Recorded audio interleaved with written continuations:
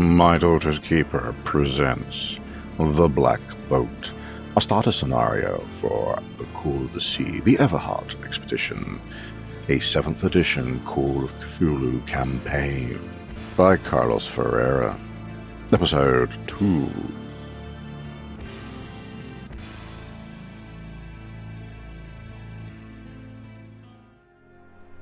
It doesn't seem like it's very far away, maybe half a mile, but very quickly the Indiscretion is lost from view. There doesn't seem to be any obvious way to get out. You just seem to be being pulled away. And as this happens, the woman in the boat, looking at you, begins in rather broken French to try to communicate. Qu'est-ce que c'est? Parlez en français? Can I hear this from the crow's nest? Oh, that's a good point. Actually, give me a dexterity roll a minute. What's my dex? 50. Okay. Below 50. Below 50. Fine. That's fine.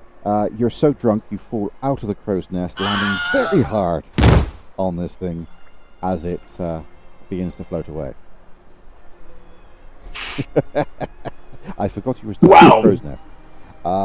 But you don't seem to be injured. That was that was a tumble. I understand French, so if she's speaking in French, I might be able to. If you want to give me a French roll, then we'll see what happens. Roll for French. I do not understand what she's. Well, wait, no, I'm going to spend my luck on that. Actually, why not? Please. I have 70. I'm going to spend 17 luck. Ooh, why not? That's a chunky log. Okay, yeah. Why not? You gather yourself up from your tumble, and as well as being rather surprised that you didn't just die from that fall. You realize this woman is asking you, "Who are you people? Do any of you speak French? What's going on here?"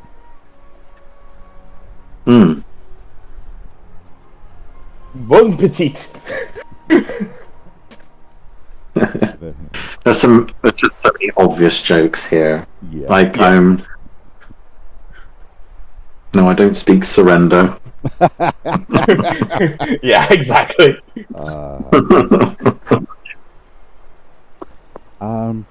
It takes a bit of time, but Simon does work out that she wants to know who you are, what you're doing here, and seems to be very reluctant to reply in any way.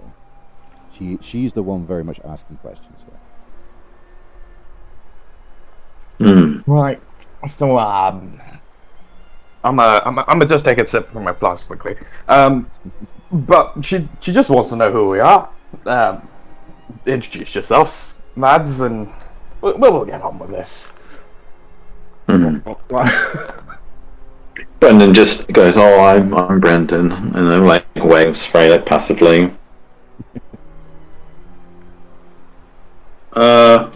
Kaminsky will just completely ignore it, and he's fascinated by this boat.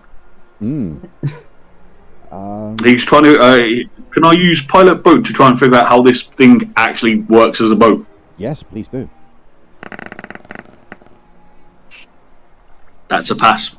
Excellent. There's no obvious propulsion. There's no sail on this thing. If anything, the tides would tend to suggest that you shouldn't be moving at all. The water is all of a sudden mill pond still, and yet you are definitely moving with purpose towards these ever-rising dark silhouettes on the horizon, which are getting closer and closer. You're only about a quarter of a mile out now. At the speed you're moving, it's not going to take you very long to get there at all. You seem to be enveloped in a bubble of greyness. Okay. Only way you can describe it. All around you, immediately outside the vicinity of the boat, you can see about 6 foot in any direction around the boat. The water and then it just becomes this like grey fog, but you can still see the buildings, which makes no sense whatsoever. Hmm. At this point, perhaps seeing what's going on, the woman in the boat says, whatever you do, don't leave the boat. You need to heed my warnings right now. We need to let this do its thing, and I will make sure you get back to wherever it is you came from. But you are not safe unless you stay with me. Right. All right, lads. So, this lady's saying we can't get off this damn ship. We just gotta hang here. Apparently she knows the way back, but Sure. I'm just gonna sit here, I guess, and wait. Brendan's gonna like look around the ship for anything like fancy, anything artistic, anything that's very like nice looking whilst we're kind of waiting, being the airhead that he is. The entire ship is fascinating to you. If you want to give me another anthropology roll, you might learn something more about this boat.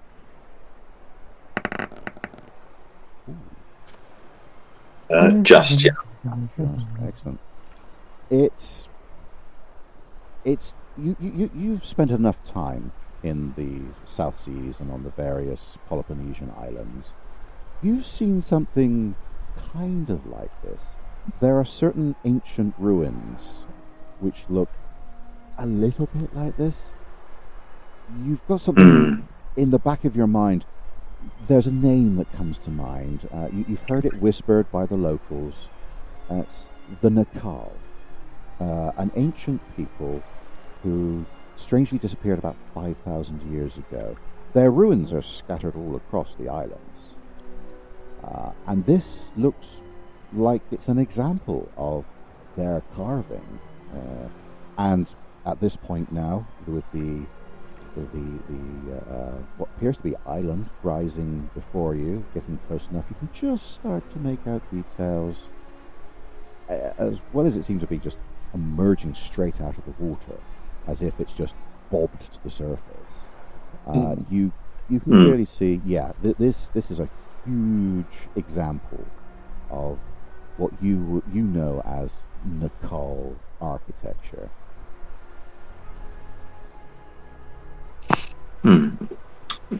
So he'll kind of relay that to the captain. Just it looks like it's Nicole made in a Nicole boat, I assume. Isn't the captain back on our ship that we're not connected to anymore? I suppose it's just the three of us. Yeah. I thought you were the captain. I could just take the guys then. I think Graf is the command is the senior officer here. Yeah, I am a sergeant technically. Yeah, that would make you the ranking officer here, certainly. But yeah, you've related the information. The most relaxed ranking officer you will ever meet. Alright, well, I guess I'll have a look. I assume I have a spyglass. If my entire thing is that I'm looking at things. If you don't have it in your inventory, you can give me a luck roll to see whether you've picked it up or not. Oh. I will roll luck. Let's see if I have one. I can't see what the other number is on the 50. That's a 53. Great. Oh, that's exactly what luck I have. So excellent. Yeah, you remember to pick up your spyglass. So I guess I'm gonna pick up with a little bit of a shake in my hands and have a look at the island, see what I can see. As you're coming into what appears to be a jetty with carved stone steps leading up from the water, you can clearly see it appears to have been carved from the same type of stone that the boat's made up of. Dark basalt rock. Well, it looks like basalt at least.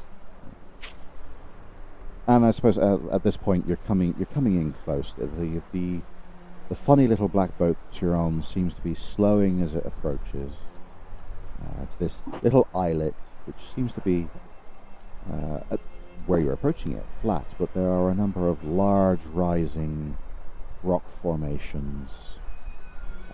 But a lot of what appear to be buildings seem to have been reduced to little more than rubble at this point, closest we get to them. Ooh.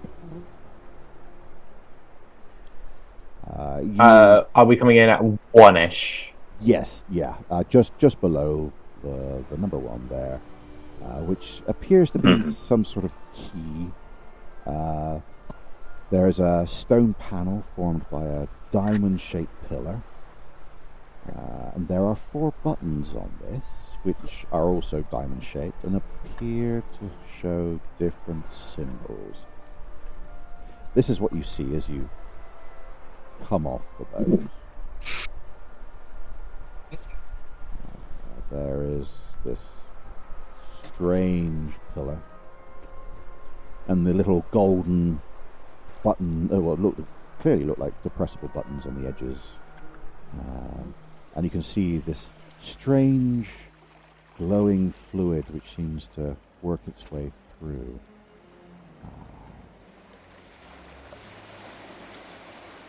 The old woman. All right. Sorry, I'll let you go. Sorry. Yeah, I was just gonna say, is she leaving the boat? Because if she's not leaving the boat, I'm not leaving the boat. Yeah. She's stepped out of the boat as soon as it stops by the quay. She steps out, and she seems to look at it, but she doesn't look like she's going to be doing anything with it anytime soon. Her eyes keep flicking over to it as you all stand there. I don't know what you're doing. Yeah, Brendan's very much a follower, so whoever's in charge, he'll do as they do, basically. I'm very drunkenly walking and just kind of standing next to her at this point, staring at the thing because I don't know what it is.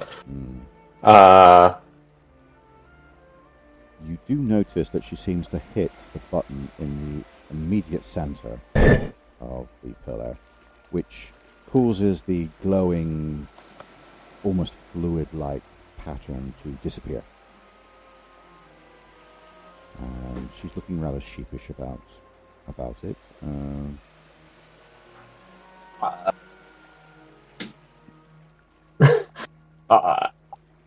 What is this place? I'm danger here, or what? Why are we just standing here? You're safe for now, though I cannot promise that will remain. We must find way out. You are in bubble of time. So this is like, do you know what awareness is? Because awareness would be kind of, well, maybe. I suppose you're in the wrong sea for that. Well, But my character is genuinely when he's drunk. This is him just throwing ideas out. I think with Brendan, he's going to do a psychology roll on her just to kind of. Yeah. He's like that's a bubble of time. Absolutely. No, but I think he'll push it because it's 87. So he'll do a luck on that one rather. Yeah. Just spends $7 to. I'll just put. Yeah. She actually seems to be pretty earnest. You get the impression that she's telling the truth, or she might be holding something back. Perhaps to make sure that she herself is safe. But she is being completely honest with you. So when he kind of senses there might be something off, Brendan will kind of make a kind of noise, but most of the people that have known him, that have been on the ship with him, know that he's kind of suspecting there's something up, but he's so conflict avoidant that he won't say, he won't kind of address it. So he's just like, "Oh right, yeah, okay." Right. So there's like no sea creatures or anything that we need to be scared of. I mean, where we're from, they're like, oh, apparently there's giant squids or octopi that bring ships down, and this island kind of seems like it's made out of one of those kind of books, and kind of feels like there might be something. No, Especially with that statue of a god or whatever. no giant creatures, though the lizards that live on these islands, you must be careful of. They can give a nasty bite. And Venom or poison? they are poisonous. And she points off to what you would be able to see as number 3, what appears to be a completely decimated little section just off of the shoreline. There's Right. It's a mound of rubble that comes out of the water, it's about 50 foot away from this main islet, and there appears to be something there. You can't really see the details from this distance. If you wanted to give me a spot hidden, you could. Yeah, I'll give a spot hidden. That's a pass for me. Excellent. I don't know why it's rolled twice, but it's a bit of a spaz, this thing. But I'll take it first one, that's fine. You look out on it. You can see that it appears to be some sort of ornate, rectangular vessel. It's about maybe 6.5 foot long. It looks metallic. And it doesn't seem to show any sign of wear. But you can also see that around the water's edge there are these rather large iguana-like creatures. And you've sailed these waters often enough. You know that the iguanas of the Galapagos Islands are pretty big, and although they're not really dangerous, they usually scatter off before you do anything. If you do manage to get one, they got sharp claws and they got nasty mouths that can give you a little bit of a bite.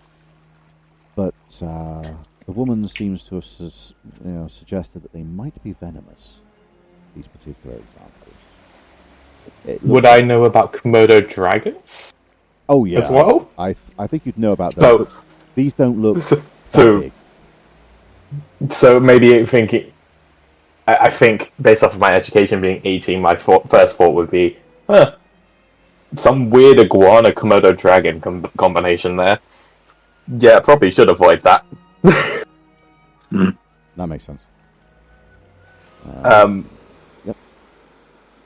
Yeah. Right. Do not go that way.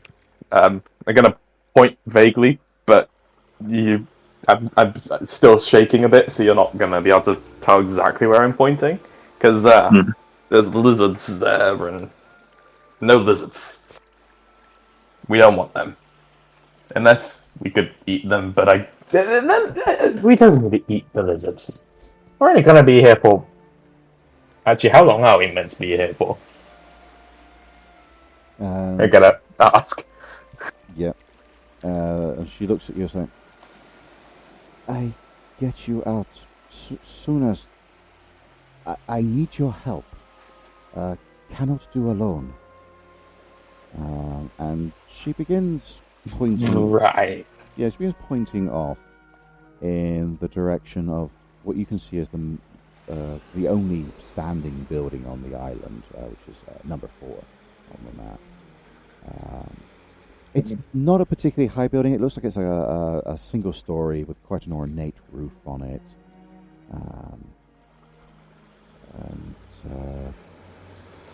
Yeah, so it seems fairly square, maybe about 13 foot in height.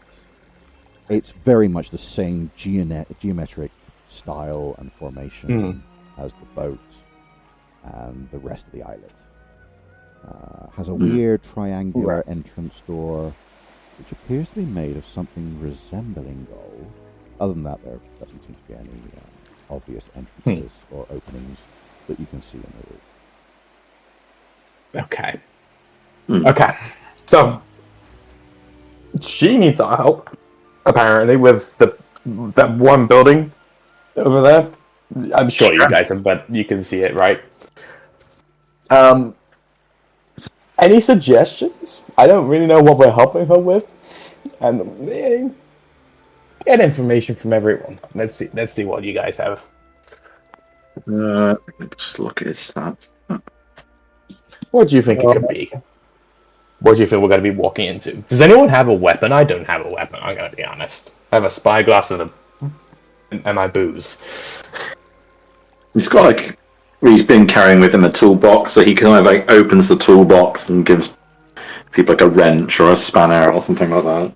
So they go, I have these. Oh, you can keep that. I'm not going to be smacking anything very well, I don't think. Okay, back again. But just make sure you have it on you in case it's some. Well, actually, maybe your tools will help with fixing the problem. I guess we should wait and find out what the problem actually is, right? Yeah, sure. What are we? What are we waiting on to get to this place, lady? Because it feels like we're just standing here right now. And she looks at all of you in turn. You must follow my instructions, my lead. I will keep you safe. Cannot make any promises, though.